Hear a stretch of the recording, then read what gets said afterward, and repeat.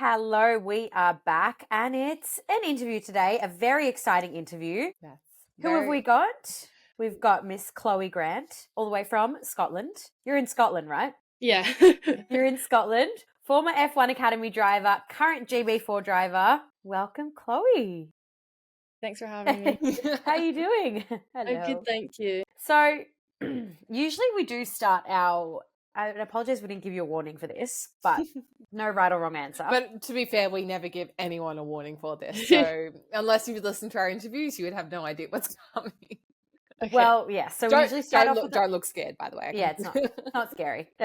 Usually we start off with a warm-up lap, which is basically if you have your most embarrassing story, or if you don't have one, or if you don't want to tell one, like many people have said they can't take theirs, they want to take it to the grave. Okay. Something that's a funny story or something that you want to share with us that maybe most people wouldn't know about you. I don't know. I can't. I'm trying to think of embarrassing. I think I've done quite a few embarrassing things. I can't think of one main one. But I think I can do something people don't know. So I actually had an interview a couple of weeks ago, and they asked me the same question, like, what's something people don't know about you? And I was at my sister's house, and I looked at her and was like, well, I don't know because I don't know what I've put out there and what I've not. Where she knows pretty much every single thing about me, obviously. And I was like, what's something that I don't really talk about that like I am? And Lucy was like, Lucy said, oh, that you're like quite lovey-dovey, apparently, because like I sleep with like my teddies, and I do I'm that. and I'm a bit of a romantic, so it's a bit cheesy, but that's what my sister said, so I'm gonna say that. Oh, I love that. No, that's a good insight. I feel like it's a marker of a good person because I think Elle and I are both like that too. Yeah, I'm into all the romance novels at the moment, and someone suggested to me to start reading the F1 romance novels, and I'm not sure that I want to dive into that part of my life. Wow. I mean, I want to know what they're like, but I just feel like it might be a lot going off these other romance novels I've listened to. Stick to a crown of thorns. Yeah. So, Chloe, it's so great to have you. It's so great to chat, and thank you for coming on and joining us early in the morning on the other side of the world. But for anyone that hasn't met you before, hasn't heard about you and what you're doing, give us a rundown. Who are you and what do you do? So pretty much, I'm 19 years old. Well, just the past month. Happy I'm birthday. a racing Oh, yeah, driver. you're March. I'm March the 18th. Oh, I'm the 20th. Yeah. Very close. Good people born in Yeah, March. I'm a racing driver. I've been racing since 2013.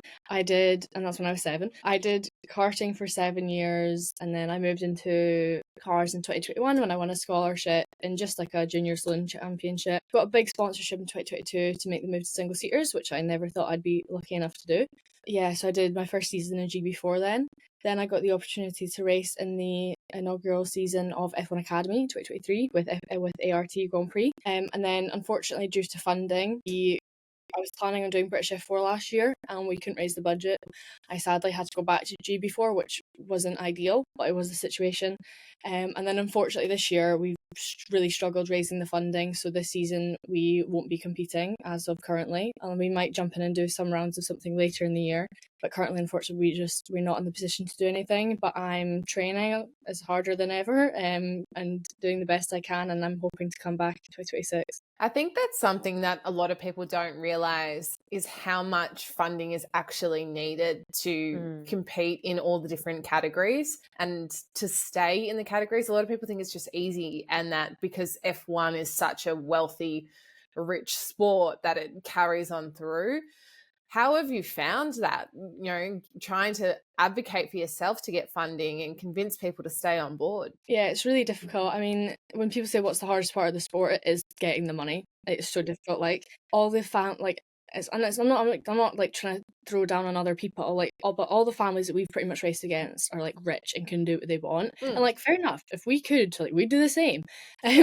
But we just unfortunately aren't in that position. Like we race purely off of sponsorship.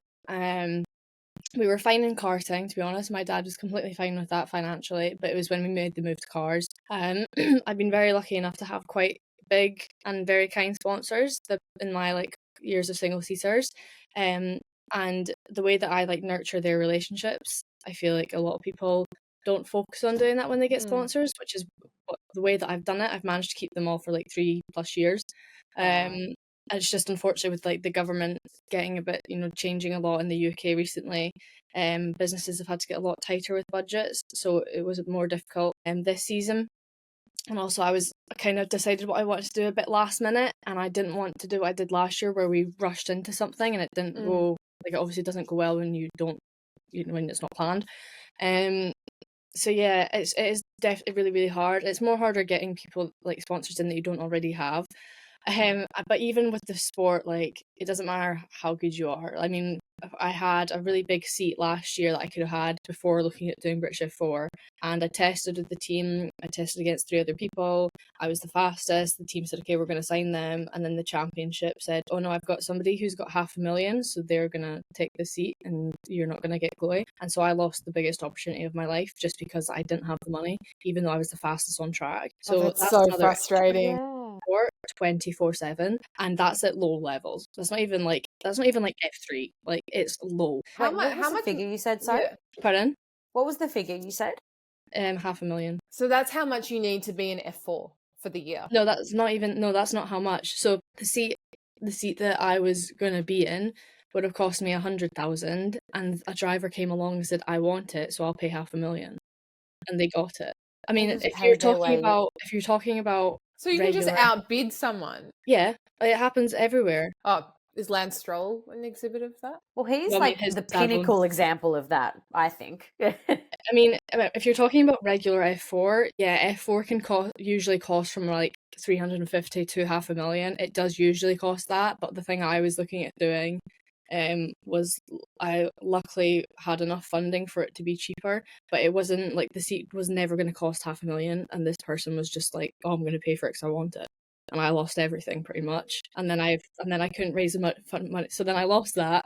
Then I was going for British F4, couldn't get the funding, and then I had to go for GB4, and I was like, brilliant, I'm back where I started. So I didn't really enjoy last year because my mental state wasn't great because of all that whole situation. It's been a bit of a bummer the past couple of years, I'm going to be honest with you.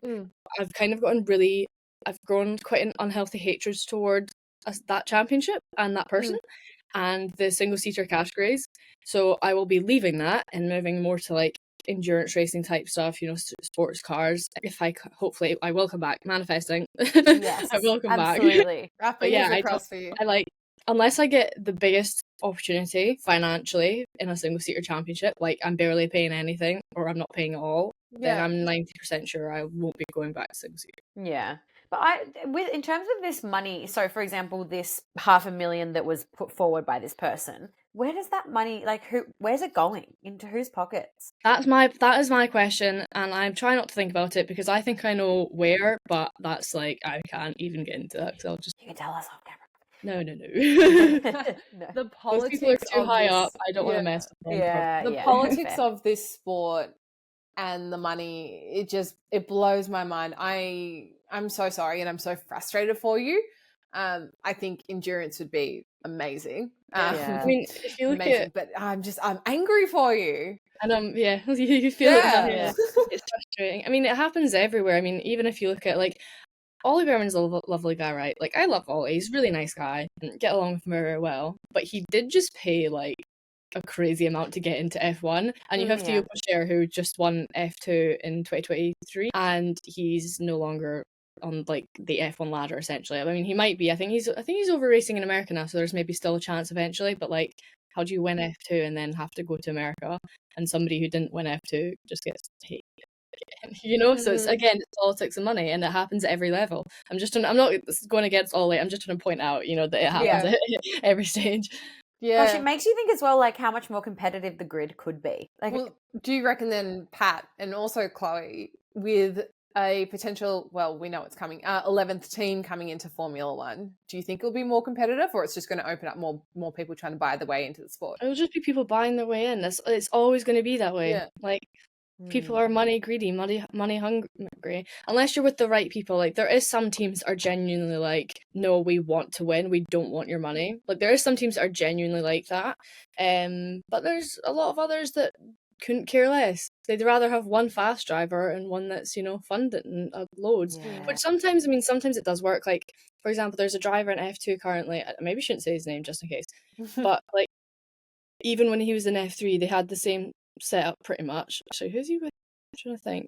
Actually, I don't know if it's working this way this year, actually, but it should be. Anyways, I know in F3 for a fact that one of his teammates was pretty much funding him and he was pretty much driving for free, and like he is an insane driver, so I get like that's quite good, like that's giving an opportunity, but then it's also like it's kind of it's so difficult. You're sort of buying your teammate. Brilliant. Well, that person's bought, and yeah, they're funding a really fast driver, but then there was also another really fast driver who wanted to pay for that. Do you know? So it's kind of like that's hard. it's like a.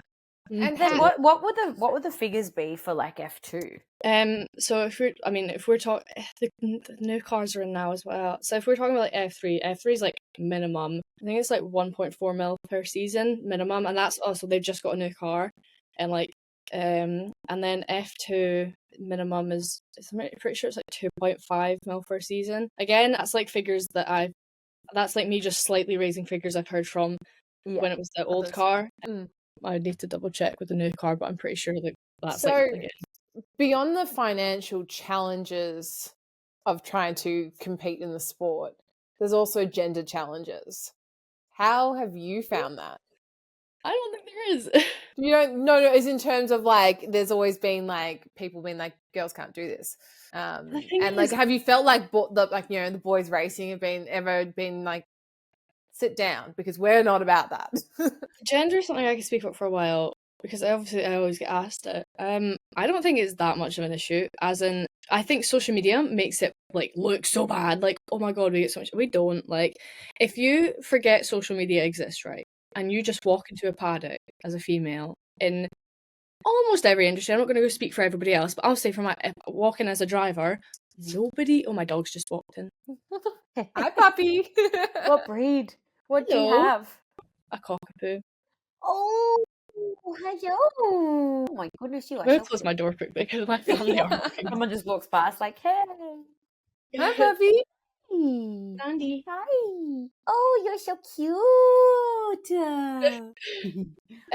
Yeah, sorry. So if you just walk in as like a driver, like nobody cares. Like I've worked, like I say, I've worked with like ART is such a high up and professional team. Worked with them, couldn't care less.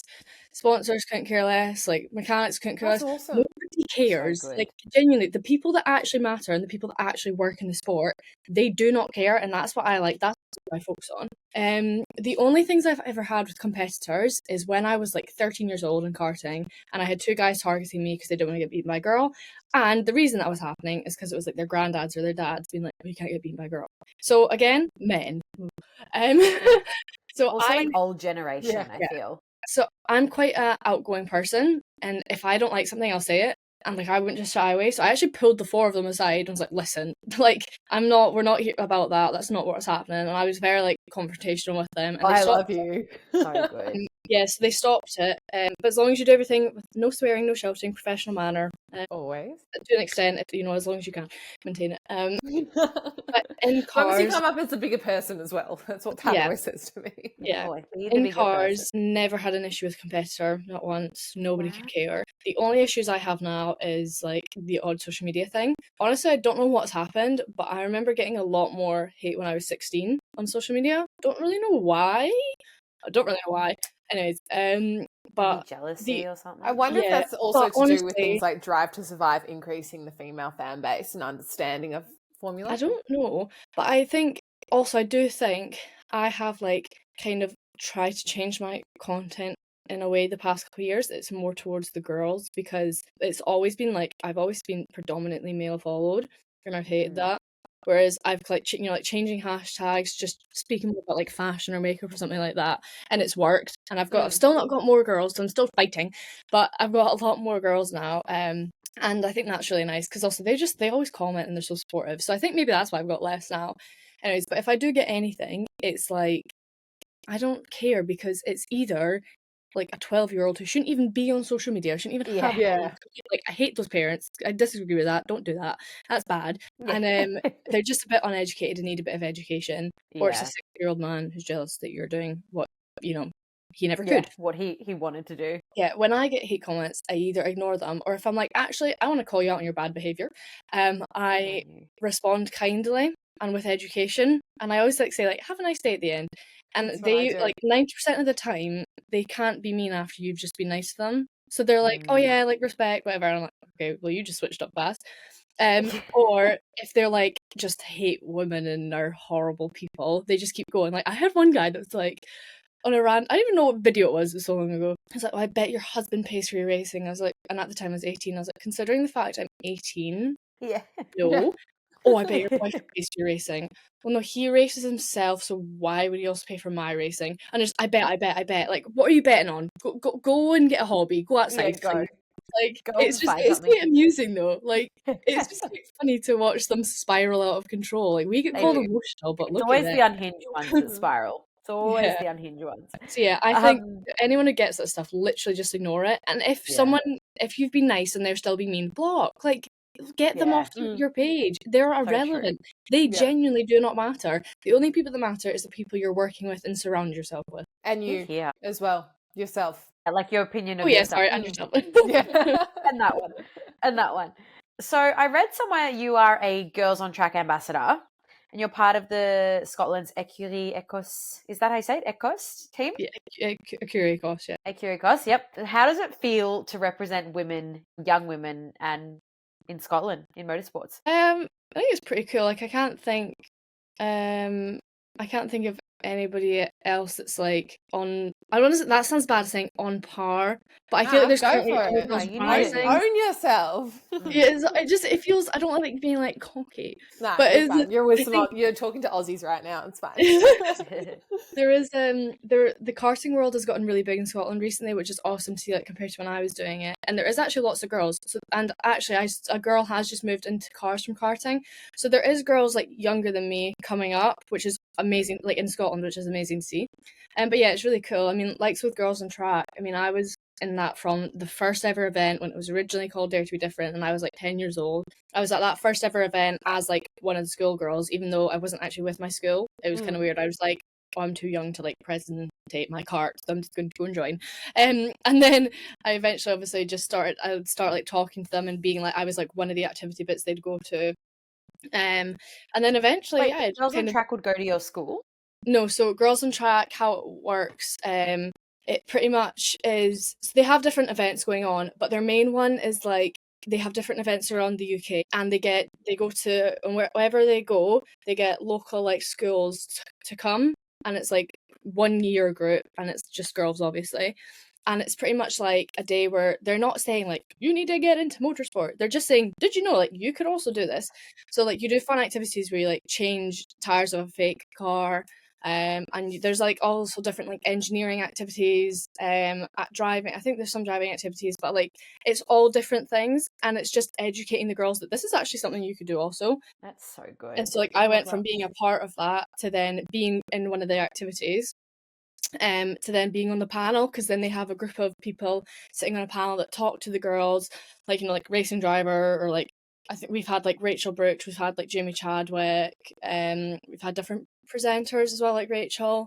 I'm pretty sure we've had Louise Goodman as well. There's like loads of different people on this that are all girls, and the schoolgirls can talk to us, ask us questions, and that's pretty much how those events work. But there's lots of different other ones that have like girls within the community, like we can have big meetings or stuff like that, and there is so much that they do, but that is like one that I really love, because I can't remember a single other girl that liked cars when I went to school.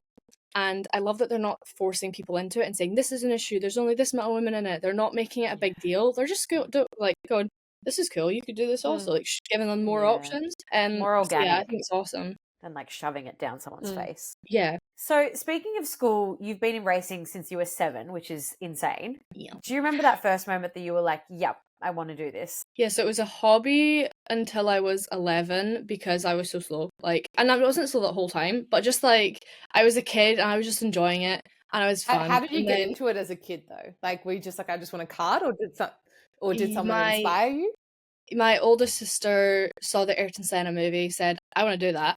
Dad loves motorsport, has 3 daughters, was like, no chance. But he was like, okay, I know somebody in motorsport, I'll contact them.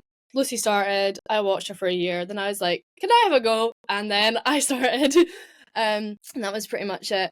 But yeah, I kind of forgot what your first question was. Just, do you remember the moment that you were like, Oh, yes, I want to yes. do Yeah. this? So when I moved, so there's different categories in karting also, depending on like your age and weight, whatever. And when I was 11, I moved up to a faster kart, like, but it's the one that's like quite a big jump.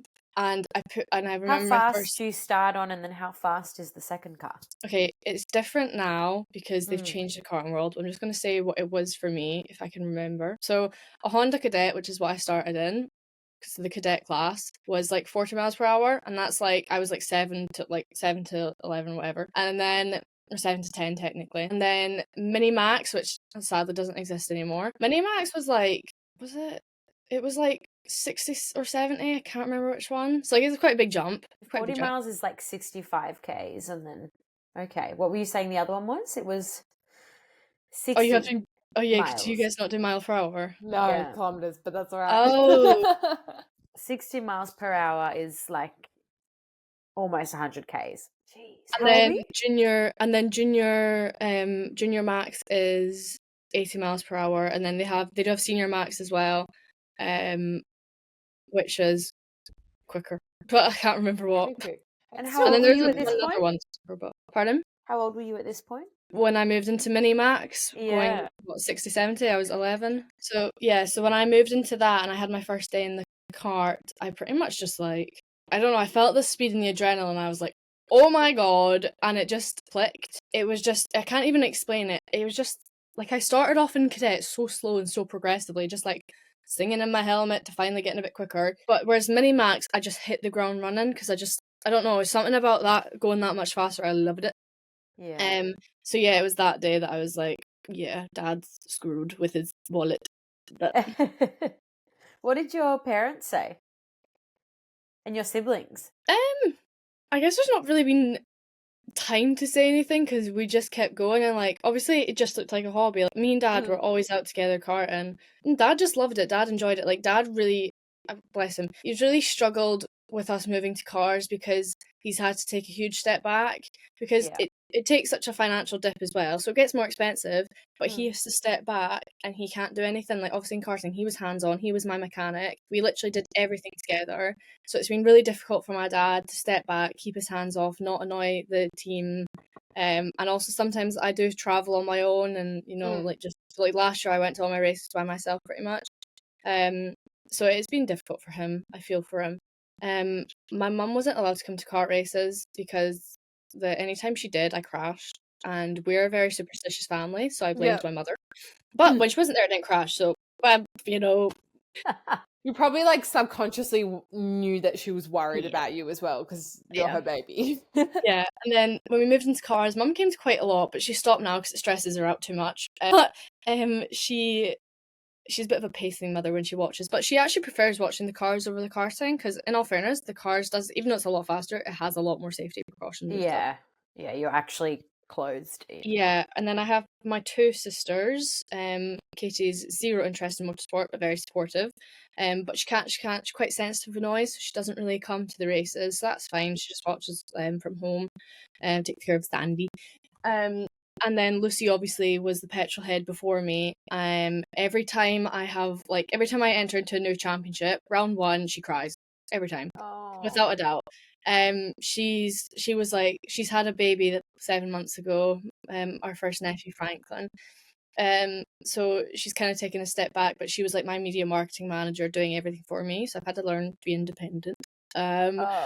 And she used to come everywhere with me, but obviously, unfortunately, having a baby stops you from doing that. But she's given us the greatest gift in the world, so I'm not going to complain. But yeah, she's done, like, we've been joined at the hip for pretty much since I started racing. I love that so much. So then sharing all the championships and the driving with the family is obviously a massive thing. How did it feel when you got the call up for F1 Academy and sharing that with even your sister? And of course your dad and your mum and your other sister, but mainly your sister, who you obviously have so much respect and love for. Yeah, it was quite good. So the way the F1 Academy worked then and now is very different. So now it's like, I don't really know, I guess. You just like, you have to talk to the championship, which I think is stupid to get into a championship. Like, why do you talk to the championship? It's dumb. Yeah. Whereas when I did it, it was like any other championship. You spoke to the team, you tested with the team, either in a car or on the sim, and then they went, okay, we want you. Whereas now it's like the championship say, we decide you don't get to choose your drivers. And I think that's so dumb. Anyways, not going to get into that. Oh, I did not know that. No, Yeah, neither. so I actually originally spoke to, now called Road and Motorsport, was at the time Road and Carlin. I actually spoke to them first, tested with them in Wales, did really well, but unfortunately they wanted more budget for testing, which at the time we didn't have, which we could have had, but we just were so scared to sign a contract without having money. So we spoke to a guy at High Tech who's helped me out with a lot, and he was like, I know Seb, I'll get you in touch. So got us in touch, flew to France, went on a sim, 2 days later got an email, we want to sign you. And that was it. So yeah, it was very, very exciting. I didn't cry, which is unusual. I usually, because I'm not a very emotional person, but see, when it comes to my sport, I'm very passionate and I have lots of emotions. It's like You're the more first time when I logical. found out I was moving into single seaters, bawled like a baby. But I think it didn't feel real, maybe. Yeah. Because I was like, what do you mean I'm like, it's not even like, oh my god, I'm racing F1 Academy. It was like, what do you mean I'm racing for ART Grand Prix? Like, what do you actually Yeah. mean? Like, genuinely Yeah. what? Like, they win F3 and F2, and like I'd never be able to afford to race with them if it wasn't for the F1 Academy. So I'm very grateful for that, because of the fact that they just do like F3, F2 Formula Regional, which are very expensive championships. Recently got into F4, but at that time they weren't.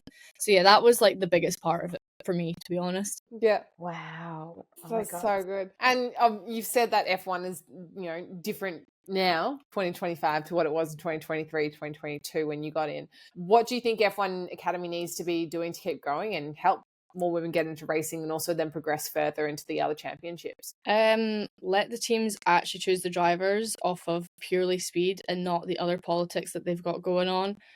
And also actually keep funding the driver that wins. Arta Garcia now can't continue in single seaters. Lena, who was vice champion in 2023, had to move to endurance racing this year. I think Abby Pullen will do well in GB3. I'm very happy she's doing GB3 rather than Freka, because I think it's more of an equal ground, and I think it's just a more exciting championship, more exciting car. So I think Abby will do well in GB3, but go and actually support her after that. It's like, why are you giving them funding for 1 year? Brilliant. What do they do after that? Like, actually support them. And make sure, or at least contact them and be like, can you afford to do F3? Is your sponsors providing what they need to? Like, are you being able to move up? Whereas they don't, they're just doing 1 year and then they dump them. Yeah. So. Do you think the new Netflix series coming out will help at all? I don't know. Some of that insight? I don't know. I'm not going to watch it. I can't watch that. They filmed with us in our first ever year. Nothing got released, so our year's completely been forgotten about. Like when I did F1 Academy, people were like, when? So yeah, I don't. It makes me a bit frustrated because they've just completely forgotten we exist. If they do magically release our stuff, then we'll see what happens there. But there's zero talk of it, and they're acting like our year never happened. So it's such a shame. I didn't realize that once you finish, they are just not in contact with you anymore. Yeah, that's it.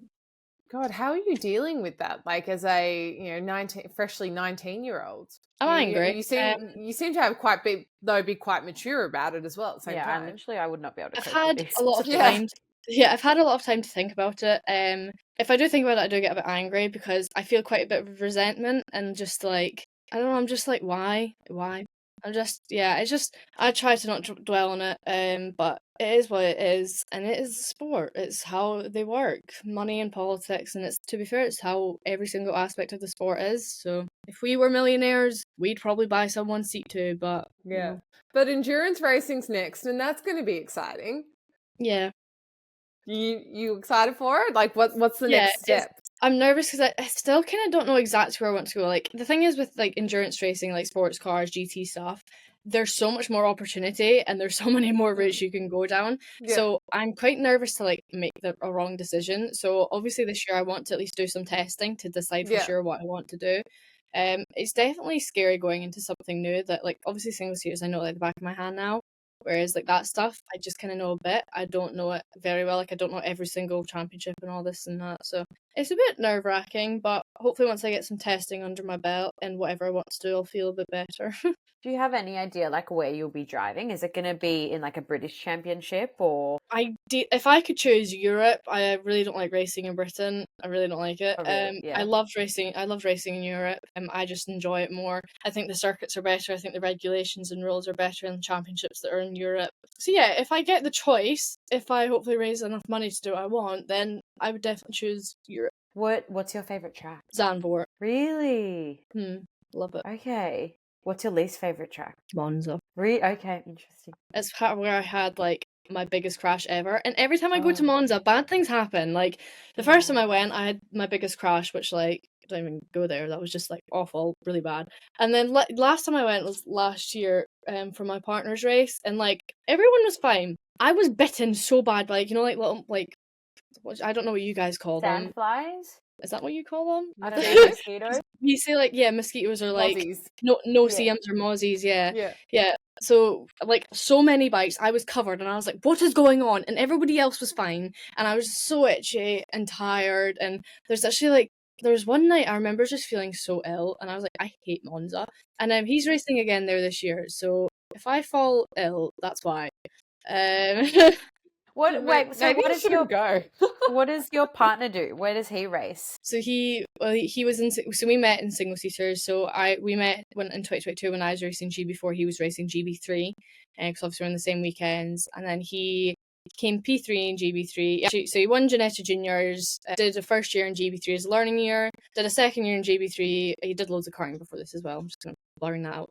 And then he came P3 in GB3. Moved to Formula Regional. Bad decision because he went with a bad team, and they didn't. And he's like very very smart. Like drives the car. Doesn't even say like, oh, it feels like this. He says, change this, change that, change this. Team didn't listen. He got very angry. And it was a very bad year. He wished he never did it because he fell out of love with single seaters like I did. Because like honestly, he could have probably like gone to FIA F3 and done like really good. But the team he was with in Freca just made him so like full of hatred and anger that he was like, F this, I'm done. So he moved to GT racing last year, GT4 European Series, won it, first every year in GT racing.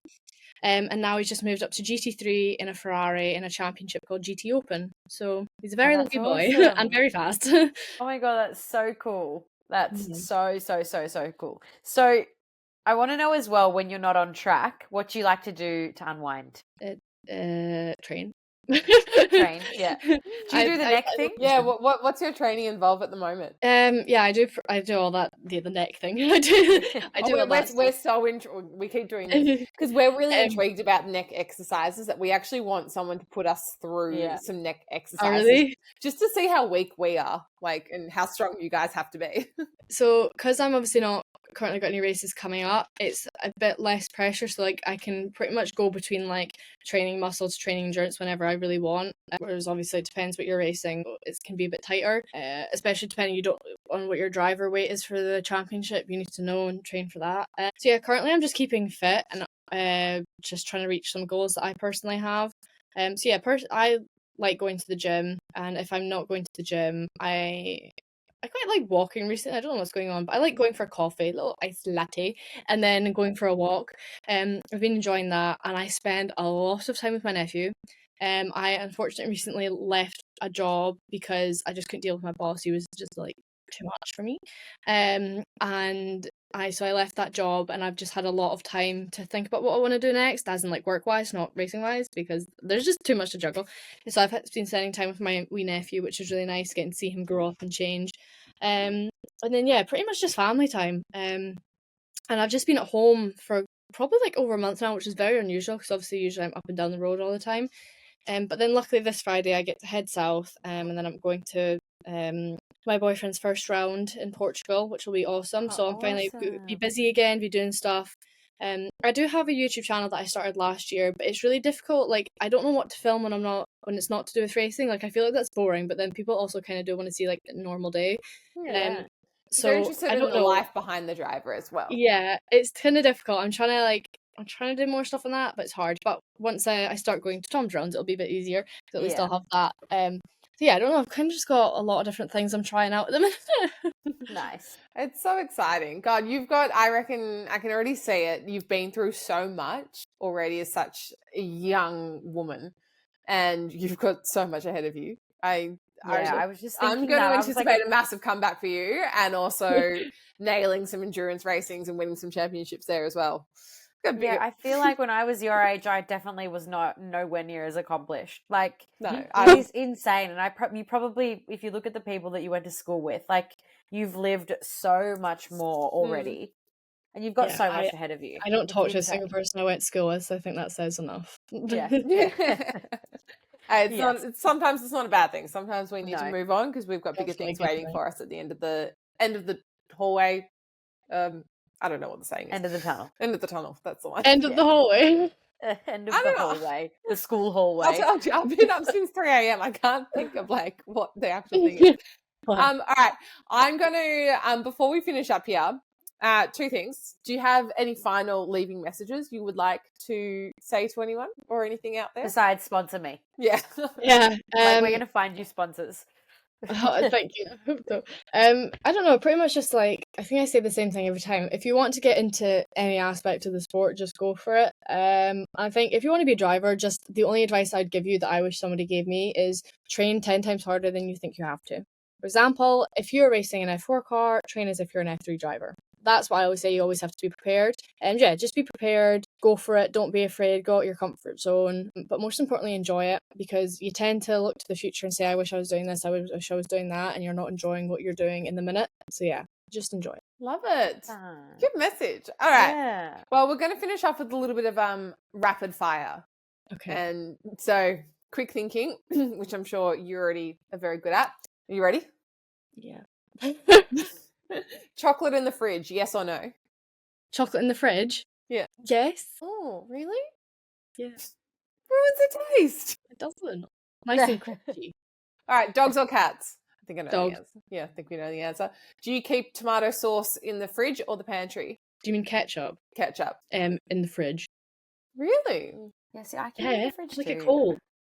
Yeah. Pineapple on pizza, yes or no? Yes. You're gonna Pat's you've disappointed little Miss Italian over there. Favorite F1 driver of all time? Lewis Hamilton. Favorite F1 driver currently on the grid, not Lewis Hamilton. Oh wait, sorry, changing. Ayrton Senna, Lewis Hamilton. Okay, there you go.